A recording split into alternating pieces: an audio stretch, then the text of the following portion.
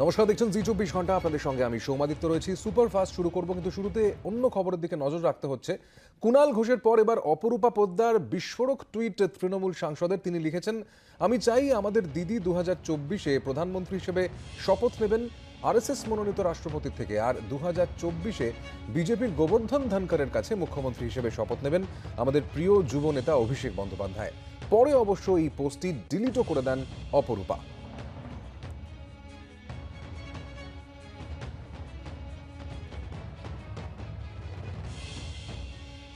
পুরুষ শাসিত সমাজে বাস করি তো, এবং মমতাদি যেভাবে সাধারণ পরিবার থেকে একটা উঠে এসে মেয়ে আজকে ভারতবর্ষের মানুষের মনে তিনি জায়গা বানিয়ে নিয়েছেন, এটা বিরোধীরা কিছুতেই হজম করতে পারছেন। এখন যিনি ভারতবর্ষের প্রধান চালাতে পারছে না, ব্যর্থ।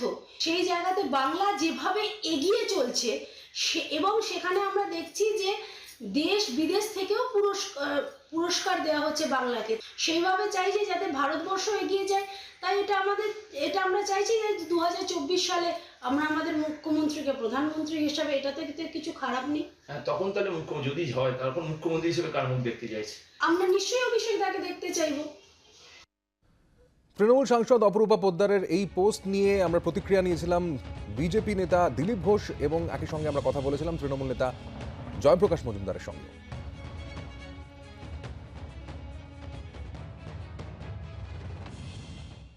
দেখুন, স্বপ্ন দেখতে তার পয়সা লাগে না, দেখা উচিত। আর তাঁবেদারির একটা সীমা থাকা উচিত। যাদেরকে ছেটে দেওয়া হয়েছে, কোনো পজিশন নেই, কোনো পরিচিতি নেই, এভাবে তারা চোখে পড়ার চেষ্টা করছে। ওদের পার্টিতে এরকমই চলে, পুজো দেওয়া, পেছনে পরিক্রমা করা, এই করে ওখানে টিকে থাকতে হয়। আর দেখুন, হঠাৎ দেখলাম গত ইলেকশনের পরে যুব নেত্রী পাল্টে গেলেন, একজন নতুন হলেন। তিনি কোথায় কেউ জানে আজকে? যাকে এত ঢাক ঢোলকে ঘোষণা করা হল তিনি যুব তৃণমূলের নেত্রী হয়েছিলেন, তিনি কোথায়? তো ও পার্টিতে এরকম মিউজিক্যাল চেয়ার কে কোথায় আছে ঠিক নাই। সেই জন্য ওটা ঠিক রাখার জন্য এদের মাঝে মধ্যে পোস্ট দিয়ে খুশি করে রাখতে হয়। এর কোনো মাথা নেই, মুন্ডু নেই, কোনো বেশ নেই। একময় দিন ছিল 2রা মে 2022।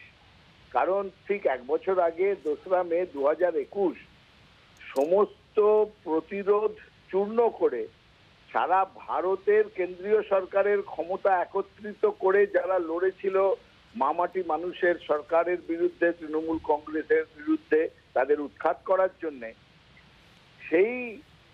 সেই বিজেপিকে পরাস্ত করে 200-র বেশি সিট নিয়ে জেতার দিন ছিল, ফলাফলের দিন ছিল 2রা মে। সুতরাং তার এক বছর পরে সেই 2রা মেতে অনেক তৃণমূল কর্মী আবেগপ্রবণ হয়ে পড়েছেন। তাদের মনের ইচ্ছে নানা রকম ভাবে প্রকাশিত হয়েছে।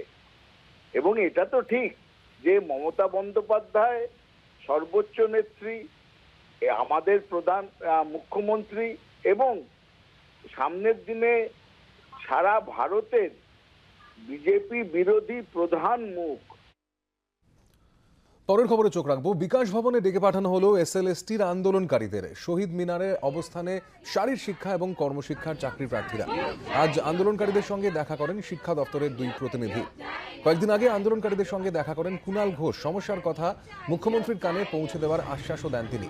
তারপরই আন্দোলন স্থলে গিয়ে চাকরি প্রার্থীদের সঙ্গে কথা বললেন শিক্ষা দপ্তরের 2 প্রতিনিধি। যদিও আন্দোলনকারীরা জানিয়ে দিয়েছেন নিয়োগপত্র না পাওয়া পর্যন্ত আন্দোলন চলবে। সেম আজকে পবিত্র ঈদের দিন, তো উনি পজিটিভলি আমাদের এর আগেও 3বার কথা দিয়েছে, তো এটা 4বারের। তো মোট কথা এবারে উনি বলেছেন যে আমাদের প্রবলেমটা সলভ করে দ্রুত নিয়োগের ব্যবস্থা করবেন। তার জন্য এডুকেশন দপ্তর থেকে প্রতিনিধি পাঠাবে আমাদের সাথে, যে আমাদের একটা ডিস্টেন্স হয়ে আছে সেটাকে দূরত্বটা ঘুচিয়ে আমাদেরটা সলভ করবে। 2-1 দিনের মধ্যে পাঠিয়ে দেবে বলেছে। আজ বা কাল বলেছেন। ভরসা রাখতেই হবে, কারণ উনি যেহেতু রাজ্যের সুপ্রিমো, তো আমাদের তো রাখা আসার উপায় নেই।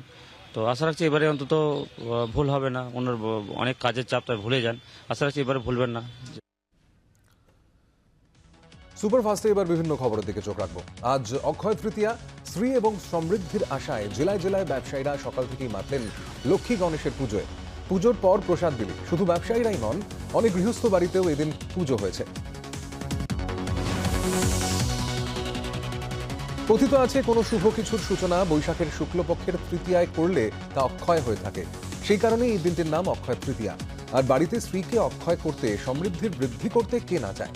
সে কারণেই দেবী লক্ষ্মীর প্রতিভূ হিসেবে সোনা কিনতে এদিন সোনার দোকানগুলিতে ভিড় করেন ক্রেতারা। তবে আধুনিক ক্রেতাদের কথা মাথায় রেখে আজকাল সোনার দোকানগুলিতে ভারী সনাতনী গয়নার সঙ্গে থাকছে হালকা গয়না। বরিশা প্লেয়ার্স কর্নারের পুজো এবার 50 বছরে পা দেবে। তাদের এবারের থিমের পোস্টার প্রকাশিত হলো। বরিশা এবারে থিম সৌরভ গঙ্গোপাধ্যায়। কারণটাও খোলসা করেছে ক্লাব কর্তৃপক্ষ, আর সেটা হলো এবার সৌরভও 50 বছরে পা দিতে চলেছে। অক্ষয় তৃতীয়াতে পুজোর ঢাকে কাঠি পড়ল নদিয়ায়। কল্যাণীর আইআইটি মোড় সর্বজনীন দুর্গোৎসব কমিটির পুজো এবার 30 বছর। এদিন ক্লাবের দুর্গাপুজোয় খুঁটি পুজো করলেন কর্তৃপক্ষ। এবছর 50 বছরে পা দেবে শ্রীভূমি স্পোর্টিং ক্লাবের পুজো। সেই উপলক্ষে ক্লাব প্রাঙ্গণে অক্ষয় তৃতীয়ায় পুজোর লোগো উদ্বোধন করলেন দমকল মন্ত্রী সুজিত বসু। তাছাড়া সারা বছর ধরে চলবে বিভিন্ন অনুষ্ঠান, জানালেন মন্ত্রী। একটি সোশ্যাল সাইট ক্লাবকে পুরস্কৃত করে। দীঘার জগন্নাথ মন্দিরের ভিত্তিপ্রস্তর স্থাপিত হলো অক্ষয় তৃতীয়ায়। ভিত্তিপ্রস্তর স্থাপন করলেন মৎস্যমন্ত্রী অখিল গিরি। তার আশা, মুখ্যমন্ত্রীর প্রস্তাবিত মন্দিরটি 2022-23 সালের মধ্যেই তৈরি হয়ে যাবে। মন্দির তৈরিতে 200 কোটি টাকা বরাদ্দ করেছে রাজ্য সরকার। অক্ষয় তৃতীয়ায় হয় প্রাচীন মহিষাদলের রথযাত্রার সূচনা। এদিন মহিষাদল রাজবাড়ির কুল দেবতা মদন গোপাল জিউকে পুজো করে রথের সূচনা করা হলো। রথের উপর আচ্ছাদন সরানোর কাজও শুরু হয় এদিন। গত 2 বছর বন্ধ ছিল মহিষাদল রাজবাড়ির রথযাত্রা। পালকি করে মাসির বাড়ি গিয়েছিলেন জগন্নাথ, বলরাম, সুভদ্রা। এবছর করোনা পরিস্থিতি স্বাভাবিক হতেই জোর কদমে শুরু হয়ে গেল রথযাত্রার প্রস্তুতি। আজ খুশির ঈদ। পবিত্র রমজান মাস শেষে বাংলা সহ সারা দেশে পালিত হচ্ছে উৎসব। বৃষ্টি উপেক্ষা করেই নামাজ পাঠ। করোনার কারণে গত 2 বছর উৎসবে ভাটা পড়েছিল। এবার সব বাধা কেটে গিয়ে পুরোদস্তুর উৎসবের মেজাজে মানুষ। বিগত 2 বছর ছোট ছোট শিফটে বিশেষ নামাজ পাঠ হয়েছিল, কিন্তু এবার সবার জন্যই একসঙ্গে নামাজ পাঠের ব্যবস্থা। ঈদের শুভেচ্ছা জানিয়ে টুইট করেছেন রাজ্যপাল। 2 বছর কোভিড বিধির কারণে সেভাবে পালন করা যায়নি, তাই এবছর সবকিছু ভুলে ঈদে মাতলেন মুসলিম সম্প্রদায়ের মানুষজন। জেলায় জেলায় ঈদের নামাজের পর কোলাকুলি মিষ্টি মুখে পালিত হলো খুশির ঈদ। দেশের পরিস্থিতি ঠিক নেই। দেশে যে বিভাজনের রাজনীতি চলছে, বিচ্ছিন্ন করে দেওয়ার রাজনীতি চলছে, তা ঠিক নয়। বাংলার মতো একতা আর কোথাও নেই। সেই হিংসা থেকেই তাকে বেইজ্জত করা হয়, আক্রমণ করা হয়।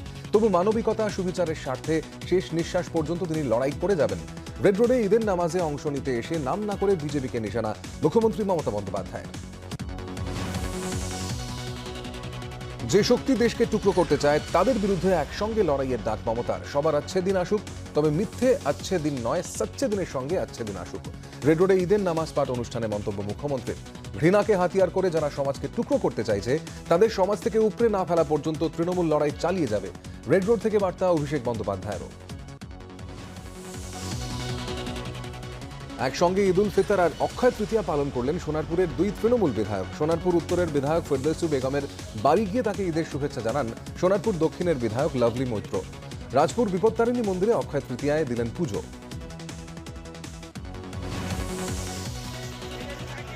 পয়লা জানুয়ারি বা ফলহারিণী কালী পুজোর দিনের মতো বিশেষ দিনগুলিতে দলের নামে তিনি পুজো দেন। তারপর সেই প্রসাদ পাঠানো হয় মমতা বন্দ্যোপাধ্যায়কে। দক্ষিণেশ্বরে অক্ষয় তৃতীয়ায় পুজো দিলেন মদন মিত্র। আজ খুশির ঈদ। 1 মাস রোজার পর সভাপতি খাওয়া দাওয়ায় ধুম। পার্ক সার্কাস চত্বরে মোগলাই রেস্তোরাঁগুলিতে তিল ধারণের জায়গা নেই। বিরিয়ানি, হালিম, চিকেন, মাটন রকমারি পদে নিজেদের পেট পুজোয় ব্যস্ত বাঙালি।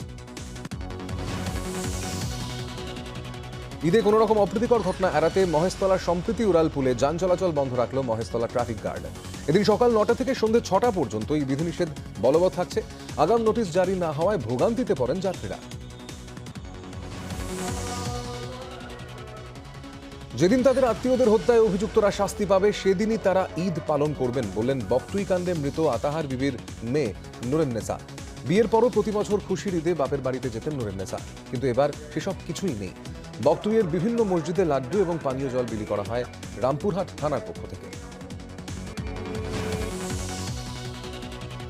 বিধানসভা নির্বাচনের 1 বছর পর রাজ্যে আসছেন অমিত শাহ। বুধবার সকালে প্রথমে হিঙ্গলগঞ্জে সরকারি অনুষ্ঠানে যোগ দেবেন, তারপর বিকেলে যাবেন শিলিগুড়ি।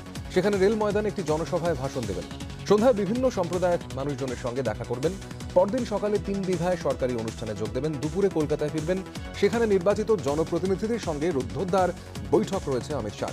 তারপর ভিক্টোরিয়া মেমোরিয়ালের সাংস্কৃতিক অনুষ্ঠান, তারপর আরএসএস এর অফিসেও যাওয়ার কথা রয়েছে তার। আগামী 4 তারিখ পর্যন্ত দক্ষিণবঙ্গে বৃষ্টির সম্ভাবনা আছে। তার সঙ্গে ঘন্টায় প্রায় 50 কিলোমিটার বেগে বইতে পারে দমকা ঝোড়ো হাওয়া। 5 তারিখ থেকে ঝোড়ো হাওয়ার দাপট কমবে। 5 থেকে 7 তারিখ পর্যন্ত বিক্ষিপ্তভাবে হালকা বৃষ্টির সম্ভাবনা রয়েছে দক্ষিণবঙ্গে। উত্তরবঙ্গে আগামী 4 তারিখ পর্যন্ত বৃষ্টির সম্ভাবনা, সঙ্গে বইতে পারে ঘন্টায় 40 কিলোমিটার বেগে ঝোড়ো হাওয়া। 5 তারিখ থেকে হাওয়ার দাপট কমলেও আরও দুদিন বিক্ষিপ্তভাবে চলবে বৃষ্টি। পূর্বাভাস আবহাওয়া দপ্তরের। দক্ষিণ আন্দামান সাগরের উপর 4 তারিখ একটি ঘূর্ণাবর্ত তৈরির সম্ভাবনা আছে, যা আগামী 24 ঘন্টার মধ্যে নিম্নচাপে পরিণত হতে পারে, এমনটাই জানিয়েছে আবহাওয়া দপ্তর। কুণাল ঘোষের পর এবার অপরূপা পোদ্দার বিস্ফোরক টুইট তৃণমূল সাংসদের। তিনি লিখেছেন, আমি চাই আমাদের দিদি 2024-এ প্রধানমন্ত্রী হিসেবে শপথ নেবেন আরএসএস মনোনীত রাষ্ট্রপতির থেকে, আর 2024-এ বিজেপির গোবর্ধন ধনখড়ের কাছে মুখ্যমন্ত্রী হিসেবে শপথ নেবেন আমাদের প্রিয় যুবনেতা অভিষেক বন্দ্যোপাধ্যায়। পরে অবশ্যই পোস্ট ডিলিট করে দেন অপরূপা। পরে তিনি সাংবাদিকদের মুখোমুখি হয়ে অভিযোগ করেন, এখন যিনি দেশের প্রধানমন্ত্রী তিনি দেশ চালাতে ব্যর্থ, সে কারণেই তিনি 2024-এ মমতাকে প্রধানমন্ত্রী পদে দেখতে চেয়েছেন।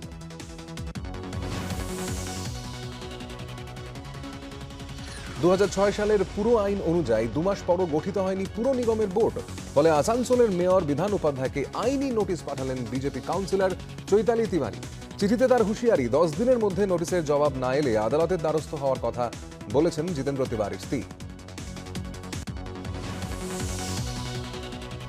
মায়ের উপর রেগে গিয়ে হাসুয়া তুলে মারতে গিয়েছিল দাদা, অভিযোগ করলেন বহরমপুরের কলেজ ছাত্রী খুনে অভিযুক্ত সুশান্ত চৌধুরীর ভাই শুভদীপ। তার আরও অভিযোগ, প্রেমে প্রত্যাখ্যাত হওয়ার পর থেকেই মানসিকভাবে অস্থির ছিল সুশান্ত। কারো কথা শুনত না, পুলিশকে বয়ানে কথাই জানিয়েছে শুভদীপ। সিবিআই যখন আসে তখন অনুব্রত অসুস্থ হয়ে পড়েন, আবার অনুব্রত অসুস্থ হলেই সিবিআই আসে।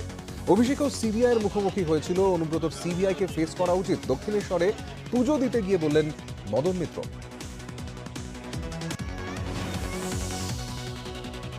শহীদ মিনারে আন্দোলনকারীদের সঙ্গে কথা বলল রাজ্যের 2 সদস্যের প্রতিনিধি দল। মুখ্যমন্ত্রীর প্রস্তাব মতো শারীর শিক্ষা ও কর্মশিক্ষার চাকরি প্রার্থীদের সঙ্গে কথা বলেন শিক্ষা দপ্তরের 2 প্রতিনিধি। আন্দোলন প্রত্যাহারের আবেদন করে তারা আলোচনায় বসার আহ্বান জানান। আবেদন উড়িয়ে দিয়ে আন্দোলনকারীরা সাফ জানিয়ে দিয়েছেন, নিয়োগপত্র হাতে পেয়ে তবেই আন্দোলনস্থল ছাড়বেন তারা। দলীয় নেতার বিরুদ্ধে পার্টি অফিসের দখল এলাকায় জমি দখলের অভিযোগ করলেন তৃণমূল কাউন্সিলর। ঘটনাটি ঘটেছে পশ্চিম বর্ধমানের দুর্গাপুর নগর নিগমের 15 নম্বর ওয়ার্ডের বেনাচিতি অগ্রগণী গলিতে। বিট্টু সান্যাল নামে ওই নেতার বিরুদ্ধে জেলা তৃণমূল সভাপতি বিধান উপাধ্যায়কে ফোনে নালিশ জানিয়েছেন 15 নম্বর ওয়ার্ডের কাউন্সিলর অসীমা চক্রবর্তী। বিট্টুর পাল্টা অভিযোগ, কাউন্সিলর পার্টি অফিসকে দুর্নীতির আখড়া বানিয়েছেন। ঘটনা খতিয়ে দেখার আশ্বাস জেলা সভাপতির।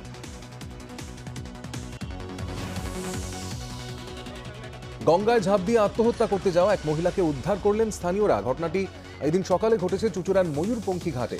সৌমেন দাস নামে ওই লটারি বিক্রেতা নিজের দোকানে বসে থাকার সময় মহিলাকে ঝাঁপ দিতে দেখে তৎক্ষণাৎ তাকে উদ্ধার করেন। তাকে সাহায্য করেন অন্যান্যরাও। চুচুড়া থানায় খবর দিলে আইসি অনুপম চক্রবর্তী ঘটনাস্থলে যান। প্রাথমিক তদন্তে পুলিশ জানতে পেরেছেন মহিলা মৃগী রোগী। তার অসুস্থতার কথা জানতে পারার পর তার কাজ চলে যায়। এরপর বাজারে প্রচুর ধার হয়ে যাওয়ায় আত্মহত্যা করার সিদ্ধান্ত নিয়েছিলেন তিনি।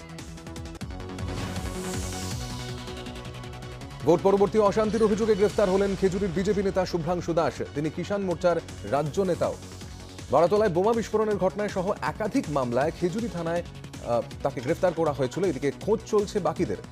পাশাপাশি খেজুরি 2 নম্বর ব্লকের বারাতলার 170 নম্বর বুথ এলাকায় তল্লাশির নামে বিজেপি কর্মীদের বাড়িতে পুলিশি তাণ্ডবের অভিযোগ করেছে বিজেপি। অভিযোগ অস্বীকার পুলিশের। বিরতির পর আপনাদের আরও একবার স্বাগত জানাই সুপারফাস্টে। আগের থেকে অনেক ভালো রয়েছেন মাধবী মুখোপাধ্যায়। মঙ্গলবার হাসপাতালের তরফে কথা জানানো হয়েছে।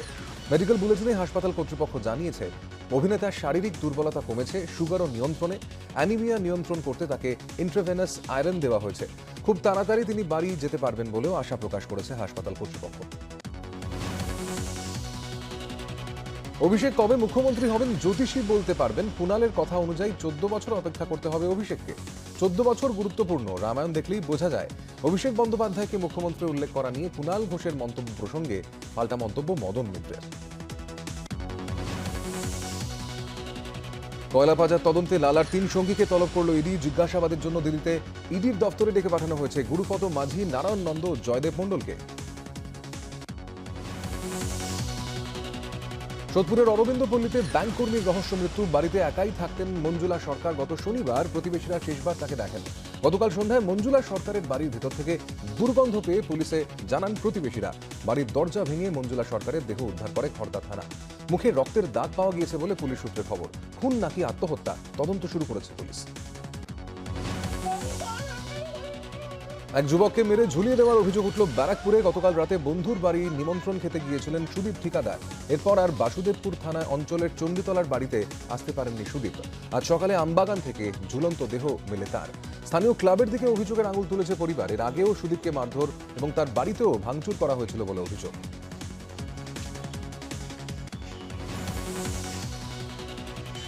গড়িয়া, ঢালাই ব্রিজ, কামালগাজী, বারুইপুর বাইপাস ও সোনারপুরে ট্রাফিক ব্যবস্থা ঢেলে সাজাতে উদ্যোগ। শহরে ঢোকার অন্যতম সংযোগস্থল ঢালাই ব্রিজ এলাকায় তীব্র যানজট তৈরি হয়। প্রতিদিনই অফিস টাইমে দুর্ভোগের মধ্যে পড়তে হয় নিত্যযাত্রীদের। যানজট কমাতে ঢালাই ব্রিজ সংলগ্ন সাহাপাড়ায় অত্যাধুনিক ট্রাফিক সিগন্যালের উদ্বোধন করলেন বারুইপুর পুলিশ জেলার পুলিশ সুপার বৈভব তিওয়ারি। উপস্থিত ছিলেন সোনারপুর উত্তর বিধানসভা কেন্দ্রের বিধায়ক ফেরদৌসী বেগম ও বারুইপুর পুলিশ জেলার উচ্চপদস্থ পুলিশ আধিকারিকরা। পানীয় জলের সমস্যায় জেরবার বারুইপুর মহকুমা হাসপাতালের রোগী এবং তাদের পরিজনেরা। অভিযোগ, ওষুধ খাওয়ার জলটুকুও পর্যন্ত নেই। বাইরে থেকে জল কিনে ব্যবহার করতে হচ্ছে বলে অভিযোগ। দীর্ঘদিন ধরেই হাসপাতালে পানীয় জলের কল খারাপ। হাসপাতাল কর্তৃপক্ষের দাবি, বারুইপুর পুরসভায় চিঠি দিয়েছেন তারা। অভিযোগ, তারপরেও সমস্যা মেটেনি। ইউক্রেনে আগ্রাসনের জের ফের ফুটবল মাঠে রাশিয়ার ওপর নিষেধাজ্ঞা। ইউরোপের যাবতীয় টুর্নামেন্টে খেলতে পারবে না কোনো রুশ ফুটবল ক্লাব কিংবা জাতীয় দল, ঘোষণা উয়েফার।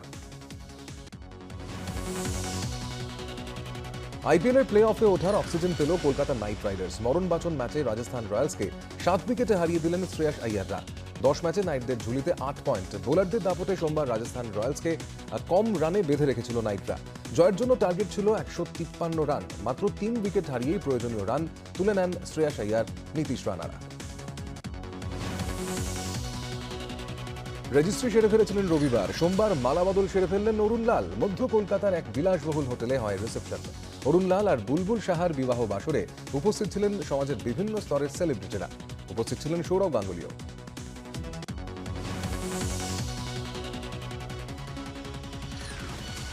প্রতিশোধ অধরা আড্ডাআড্ডি লড়াইয়ের পরেও সন্তোষ ট্রফিতে কেরালার কাছে হেরে গেল বাংলা। নির্ধারিত সময় গোলশূন্য অবস্থা শেষ হয়। অতিরিক্ত সময় 1 গোলে এগিয়ে যায় বাংলা। তবে কেরালা গোল শোধ করে দেওয়ায় ম্যাচ গড়ায় টাই ব্রেকারে। শেষ পর্যন্ত টাই ব্রেকারে 4-5 গোলের ব্যবধানে জিতে সন্তোষ ট্রফি জিতে নেয় কেরালা। এখন নিউজ দেখুন আপনার সময় মতো, আপনার হাতের মুঠোয়। রাজ্য, দেশ, দুনিয়া। ডাউনলোড করুন জি 24 ঘন্টা অ্যাপ। এক ক্লিকেই পান সব আপডেট।